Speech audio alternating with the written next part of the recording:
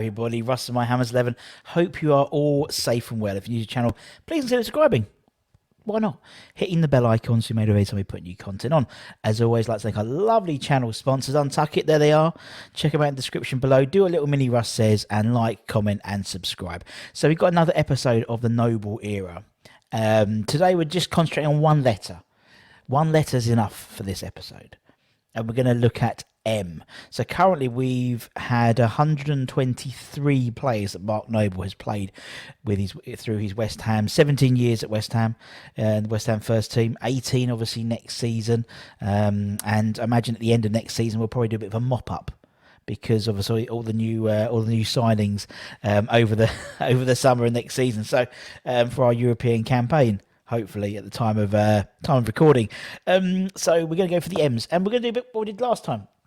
Sort of do a bit of a guess who, a virtual guess who.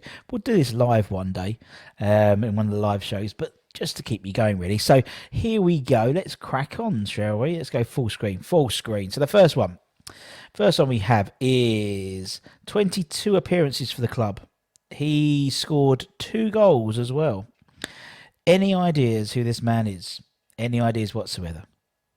Scottish international, if that helps. Centre back, Malky Mackay. Malky Mackay, 22 appearances and 2 goals. Never, he was one of those sort of old school defenders, wasn't he? You would never sort of question his commitment, that's for sure.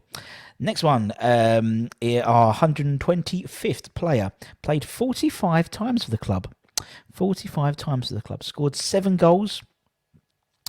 And I believe one against Tottenham. He always seems to score goals in sort of important-ish games. I want to say is he Senegalese or is he? I can't remember.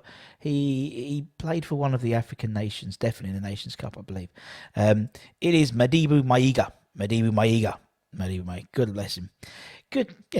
Was a solid forward for us, I'd say. Good as anyone else we've had, to be perfectly honest. Right. Okay. Next one. A loan signing. 14 appearances for the club. 2 goals in that time. Any guesses? There was talk of us getting him back, which would be good. I quite liked him. I thought he was a good player. Scored a great goal against Leicester City, I remember, if I'm right and correct. It is obviously our Portuguese wizard himself. It was João Mário. And, I'd welcome him back, to be honest. Next one, our first current player. Hasn't scored for the club. Despite being on the bench. 5 appearances for the club, no goals.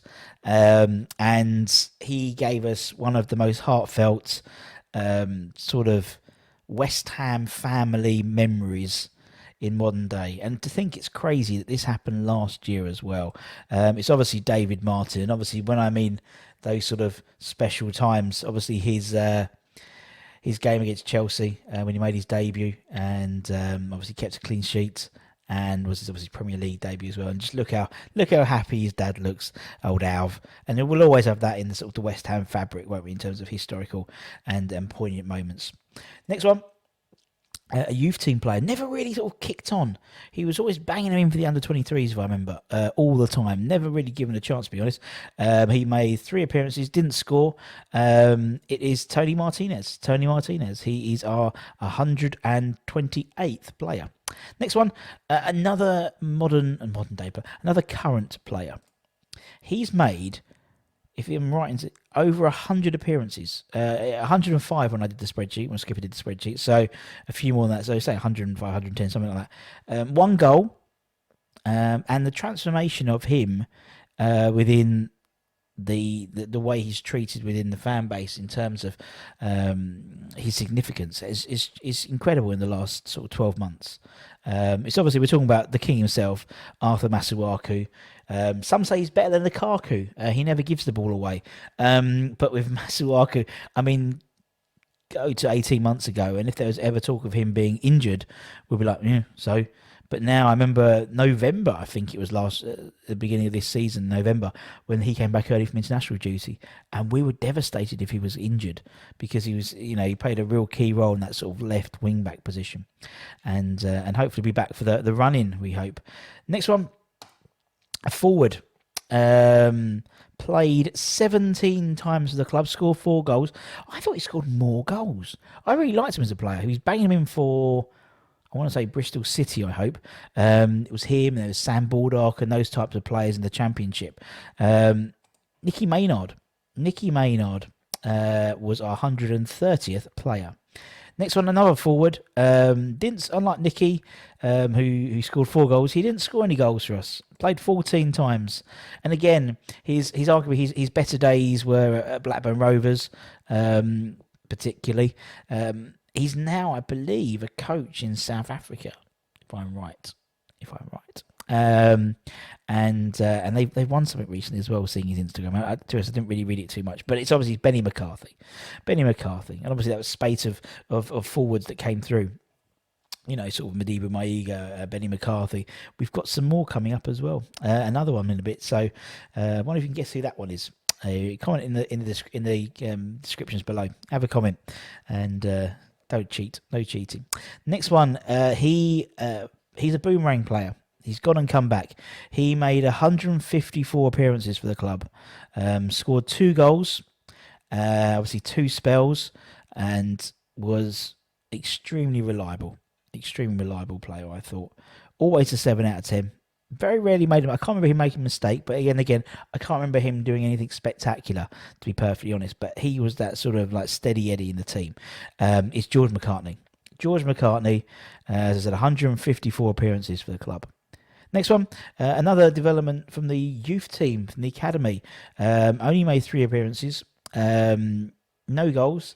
Never really pushed it on. There was a sort of a group, wasn't there, of kids who got sort of around the peripherals of the thing, but never really sort of took it a step further.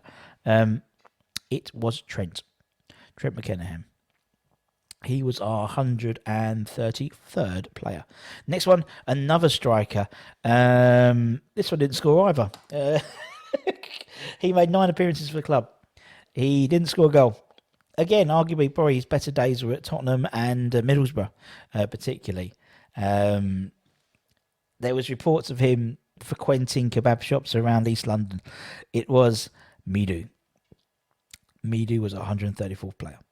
Next one, a player who should have played a lot more games for us, should have scored a lot more goals for us, but obviously personal issues sort of took over more than anything. He played 24 times for the club, scored 5 goals, including a goal which will always be remembered in West Ham folklore history against Tottenham.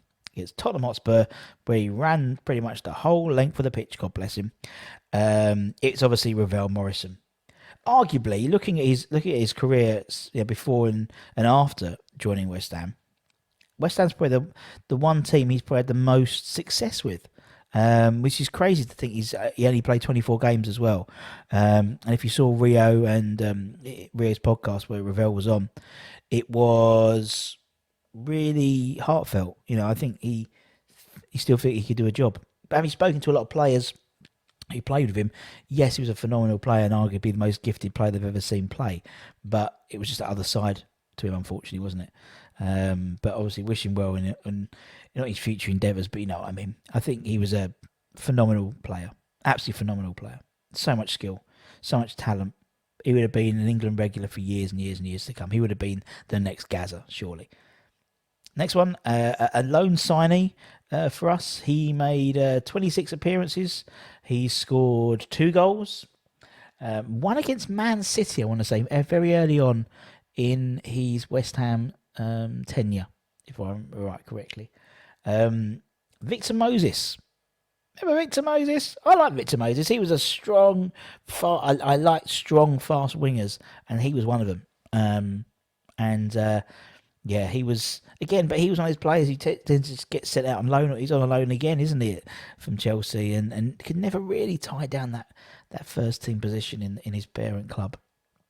And the last one made over 200 appearances, 213 appearances for the club, 7 goals he scored. Famously got sent off the game before the FA Cup final, which was arguably his sending off was more key to us as a team than it was Louis Garcia in Liverpool. A player who gets picked by everyone he's played with. but not so the players, not so the fans rather, but definitely the players. We had Zamora on the other day, and he picked him, and I mentioned this to him, and he said, "Oh, it's because people don't understand football, but it makes sense. He does a lot of the work which never goes unnoticed. It's Hayden Mullins. Hayden Mullins. He is our 139th player. So that's where we're up to now, and that's it. And that's it for today. As I said, we're up to 138 players we've had on the channel so far. I don't think M's the biggest. I think it might be. I want to say C. I think C has the most. But obviously, we'll be going on, and obviously, you know how the alphabet goes: the N's, the O's, the P's, the Q's, the R's, the S, the T's, the U's, the V's, the W's. No X's. No X's, apart from if you put Xander, but that's the first name, doesn't count. The Y's and the Z's to come. So, hope you keep enjoying this series. Don't forget to do what a little mini Russ says and give it a like, give it a share, give it a subscribe. And from myself, take care, everyone. Stay safe. Wash those hands. Please wash those hands. Get those appointments when you get your little texts from the NHS or whatever country you live in. And come on, you irons, and we'll see you again very, very soon. Take care, everyone.